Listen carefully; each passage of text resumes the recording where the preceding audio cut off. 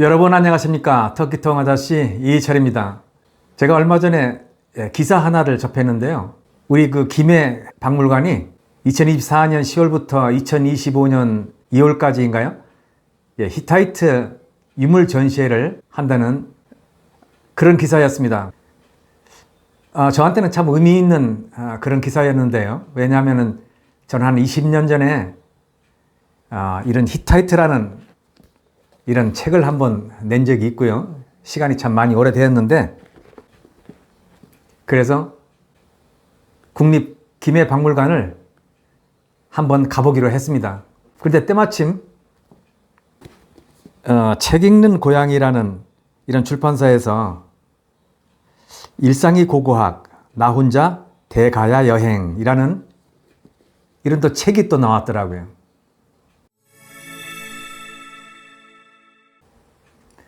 김해박물관은 구포역에서 내려서 이제 갔고요. 기차 안에서는 이 나 혼자 대가야 여행이라는 이 책을 다 한번 읽어봤습니다. 자, 국립 김해박물관은 상당히 규모가 컸고요. 훌륭한 전시관을 또 가지고 있었습니다. 자, 그래서 오늘 이 시간에는 국립 김해박물관이 히타이트 유물 전시회를 한다고 하니까 제가 옛날의 기억을 한번 더듬어서 히타이트 얘기를 좀 한번 해보려고 합니다. 히타이트는 이제 고대 근동이라고 그러죠. 오리엔트 지역이라고 하는데, 이제 고대 이집트 왕국 그리고 메소포타미아에서 있었던 바빌론이나 그 아시리아 왕국이 있었던 그 지역을 이제 근동이다 또는 오리엔트 지역이라고 하는데, 아나톨리아 반도에 있었던 제국이 바로 히타이트 제국이었습니다. 근데 히타이트 제국과 관련해서 이 최대 관심을 보였던 나라는 두 나라가 있었는데, 튀르키예와 독일이었습니다. 먼저 튀르키예는 말이죠, 히타이트 유적이 그 독일 고고학자들에 의해서 이제 발굴이 막 시작될 무렵, 그 즈음에 이제 오스만 제국이 멸망하고 튀르키예 공화국이 새로 생겨졌습니다. 그러니까 발굴은 한 1906년부터 이제 그 시작이 됐고요. 오스만 제국은 1923년에 이제 건국이 됐는데, 고고학 발굴에 의해서 히타이트라는 이런 나라가 이제 세상에 알려지게 되는 상황, 그 상황을 한번 머릿속에 그려볼 필요가 있습니다. 정말 아주 세상을 깜짝 놀라게 할 그런 뉴스가 아나톨리아라는 그런 반도에서 우리가 한 번도 들어보지 못했던 히타이트 제국이 이제 세상에 드러나는 때가 바로 1910년대, 20년대 이야기입니다. 세상이 깜짝 놀랐습니다. 성경에는 헷족, 헷사람, 헷왕, 뭐 이렇게 단순한 어휘로만 이렇게 언급된 것이 이제 히타이트였는데요. 자, 그 히타이트가 상당한 문명을 가지고 또 하나 중요한 건 말이죠, 히타이트 사람들이 자기 언어를 가지고 있었다는 겁니다. 자, 이제 튀르키예 얘기인데요. 어떤 나라가 이게 탄생되면은 민족의 그 정체성을 이게 드러내 보이려고 당대의 그 이제 정치가들이나 그 역사학자들이 무한한 이제 공을 들입니다.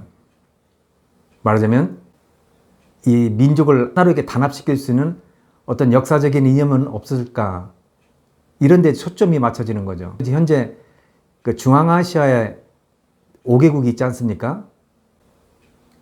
그래서 현재 이 나라들도 자신들만의 그 민족성을 드러내기 위해서 역사 만들기에 여념이 없습니다. 예를 들면 우즈베키스탄 같은 경우는 이제 티무르 왕조의 그 선조인 티무르를 이제 민족의 영웅으로 막 이렇게 부각시키고요. 투르크메니스탄 같은 경우는 오구수 칸이라는 소위 선조를 자신들의 그 이제 선조다, 영웅으로 이렇게 새롭게 등장시키고 있고요. 키르기스탄 같은 경우는 마나스라는 이런 전설적인 영웅을 이렇게 만들어서 자기들만의 그 민족적인 그 정체성을 새롭게 드러내서 그 국민을 단합시키기 위한 노력을 하고 있습니다. 자, 그런데 말이죠.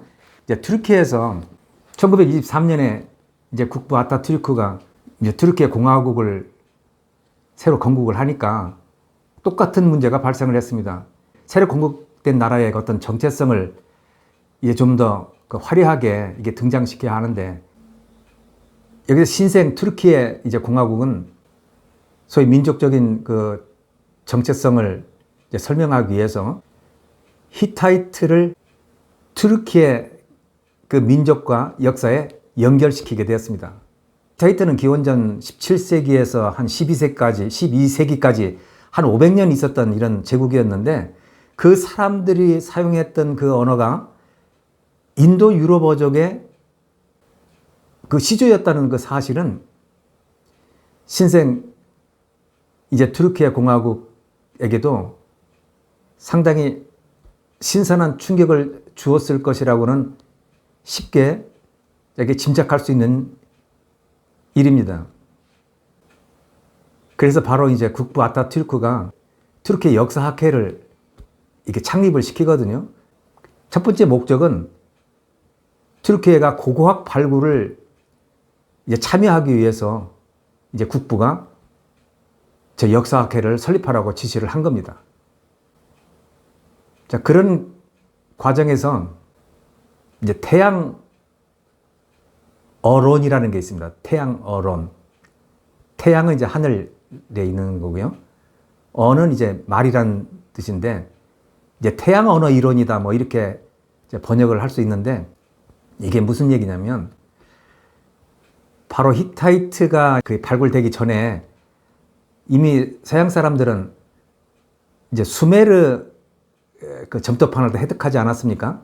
그래서 역사는 수메르에서 시작되었다. 그래서 모든 언어는 이제 수메르 언어에서부터 시작되었다라는 그 당시에 이제 그런 분위기가 있었던 그 당시 상황이었는데, 그래서 이제 생각해낸 것이 이제 모든 언어는 이제 원형이 있지 않겠습니까? 이렇게 생각을 합니다. 원형이 그 있는데 그 원형이 이제 투르크 언어다 이렇게 생각을 한 겁니다.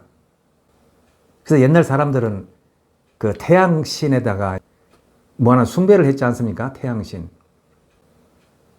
그래서 태양처럼 언어에도 시작이 어떤 모태가 있는데 그 모태가 바로 투르크어다 이렇게 생각을 한 겁니다. 그 이론을 이제 학자들이 만들어내는데, 쉽게 이야기하면 이 세상에 있는 모든 언어는 이제 투르크 언어로부터 이렇게 파생된 거다 이런 얘기였습니다. 사실 이건 초창기에는 상당히 그럴듯해 보였는데 얼마 못 가서 많은 비판을 받고 사실상 이제 폐기가 되었습니다. 이거는 맞지 않는 이야기다. 많은 학자들의 비판을 받고 이제 금방 폐기가 되었는데요. 그만큼 이제 튀르키예에서는 히타이트라는 이런 고고학 그 발굴이 막 전개되는 시점에 상당한 영감을 이제 받은 나라가 바로 튀르키예였습니다. 그래서 역사도 히타이트와 이렇게 연관된 역사를 한번 연구를 하려고 했는데, 뭐 히타이트인들과 튀르크 사람들의 그 연관성은 그렇게 없었다. 이렇게 결론이 났습니다.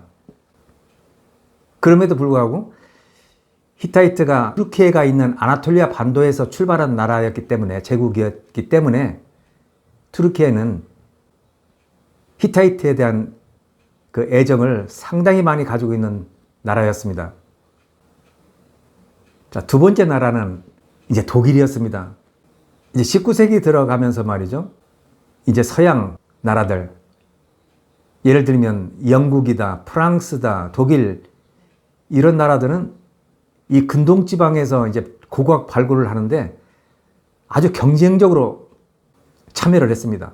서로 이 고고학 발굴을 이 독점을 하기 위해서 아주 경쟁을 하던 시대가 이제 19세기 이때였는데요.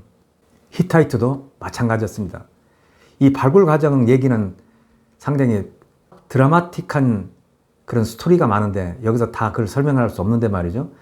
일단 독일이 1차 세계대전이 막 일어났을 때 튀르키예 땅에서 이게 발굴되었던 그 점토판을 다 본국으로 가져가서 그 점토판을 해독을 하고 점토판의 내용을 이렇게 정리를 했던 나라가 이제 독일이었습니다. 그리고 독일은 이 히타이트 제국의 그 수도였던 하투샤에 대한 그 발굴을 아주 본격적으로 이제 참여를 하면서 이 히타이트 언어가 그 인도 유럽어족의 그 언어라는 것이 판명되면서 특히 히타이트의 그 언어가 독일어하고 가깝다라는데 이제 방점을 두고 히타이트 연구를 주도적으로 해왔습니다. 결국 독일은 하투샤의 그 발굴을 이제 주도적으로 하면서 이제 독일에서 히타이트 학이라는 것을 만들어내는 이제 선도적인 나라가 되었고요. 또 히타이트 언어가 인도 유럽어족의 시조로서 독일어와도 상당히 그 연관성이 있다 해서 뭐 제가 보기에는 독일 사람들이 튀르키예에 대한 그 고고학 그 지역에 그 관광객이 상당히 많이 들어오거든요. 저는 그것이 뿌리찾기 아닌가 이런 생각을 제가 여러 번 해봤습니다. 앙카라에는 아나톨리아 문명박물관이 있거든요. 근데 여기에는 정말 유럽 사람들이 많이 옵니다. 특히 독일 사람들. 저는 이 앙카라에 있는 그 문명박물관을 참 수도 없이 가봤습니다. 같은 유물을 보더라도 매번 생각이 좀 달라지고 말이죠. 그런 경험을 저는 많이 했습니다. 유럽 사람들이 뿌리찾기를 한다. 저는 이렇게 생각을 했습니다. 자, 그래서 히타이트와 관련해서는 튀르키예와 독일이 상당히 애착을 가지고 또는 애정을 가지고 이렇게 바라보고 있다라고 얘기를 할 수 있을 것 같네요. 자, 이왕 이렇게 이제 얘기가 시작됐으니까 히타이트는 또 어떤 나라인지 간략하게 한번 풀어보겠습니다. 아까 서두에서 얘기했듯이 말이죠. 히타이트는 기원전 17세기에서 12세기까지 이렇게 있었던 나라인데 아나톨리아 반도에서 탄생했던 최대 그리고 최초의 국가였습니다. 자, 같은 우리가 근동이라고 얘기할 때는 보통 이집트하고 메소포타미아 두 지역만 얘기하는 경우가 왕왕 있는데 사실은 여기에 아나톨리아 반도를 포함해야 됩니다. 근동은 절대 이집트하고 메소포타미아만 있는 것이 아니라 그 위쪽에 아나톨리아 반도하고 같이 봐야 이게 근동이 됩니다. 왜냐하면 아나톨리아 반도는 메소포타미아하고 바로 연결되어 있거든요. 그게 어떻게 연결되느냐면 유프라테스 강과 티그리스 강의 그 발원이 현재 아나톨리아 반도, 튀르키예가 있는 아나톨리아 반도에서 출발을 하기 때문에 그 근동의 지역을 아나톨리아를 포함해서 이렇게 생각해야 된다는 이야기입니다. 자, 그런데 우리 근동이라고 할 때는 뭐 이집트에 대해서는 너무 많이 잘 알려져 있고 이제 최근에는 이제 바빌론이다, 아시리아에 대해서 이제 새롭게 이제 인식을 하고 있는데요. 근데 그 위에 이제 근동 역사의 이제 마지막 주자 히타이트가 이제 있었다는 겁니다.